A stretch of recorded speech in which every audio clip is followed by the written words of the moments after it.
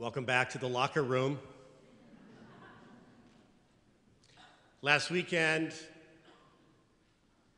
my homily was part one of a two-part homily based on observation from the Cardinal Archbishop of Paris, who said, the Divine Liturgy, the Sunday Mass, is the locker room for Catholics. For 6 days, we seek to live our lives in a way that announces and makes present the kingdom of God out there. And on the seventh day, we return here to the locker room for Catholics, the liturgy. We get away from the distractions and the busyness of life and come to Mass to find rest and to be recreated. Here we receive instruction, encouragement, and spiritual nourishment. And then at the end of the Mass, we're sent back out there to love and to serve the Lord. Christ is the head coach of our team, and the team is the church. Last week, we reviewed some fundamentals of the Christian life, of what it means to be on the team. Each of us is made in the image and likeness of God. Each of us is an important member of the team. Each of us has been specifically chosen to be on the team and to share in the mission of Jesus. Christ has already won the victory for us through his suffering, death, and resurrection, so we know that we're on the winning team. And Christ will never abandon the team, and Christ will never abandon individual members of the team. But God expects each one of us to take the good news of Christ's victory to our home, to our work, our neighborhood, the school, and into the public square. In last week's gospel, Jesus sent out the original members of the team, the 12 apostles, to preach and to teach and to heal in his name. And today those 12 have returned to the Lord and reported all that has happened.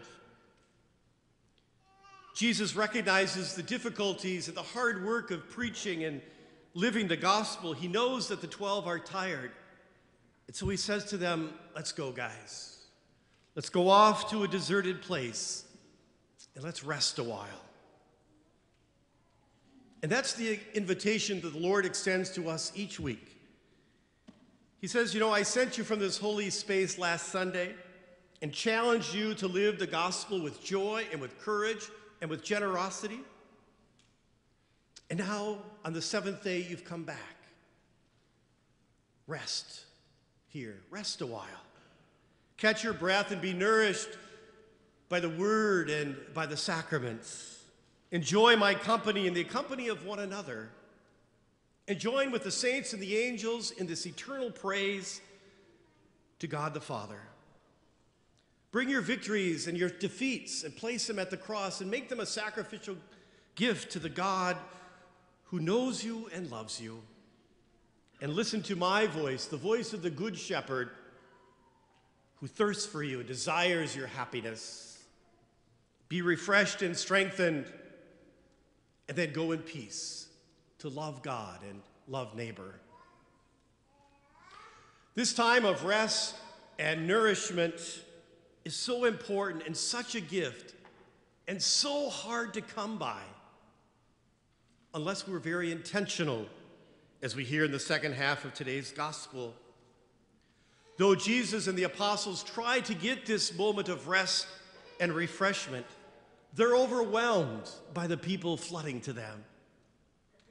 Jesus is moved with pity at the size and the sight of the crowd. He recognizes that the people need more shepherds to teach and to lead them, that the harvest is great. The work of proclaiming the good news is never ending. And that's our situation today.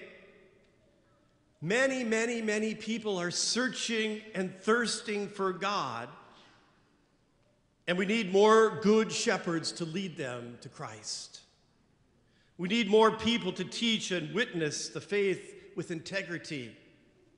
And I'm not talking just about priests and religious, although that's part of the equation. We should always be praying for religious vocations.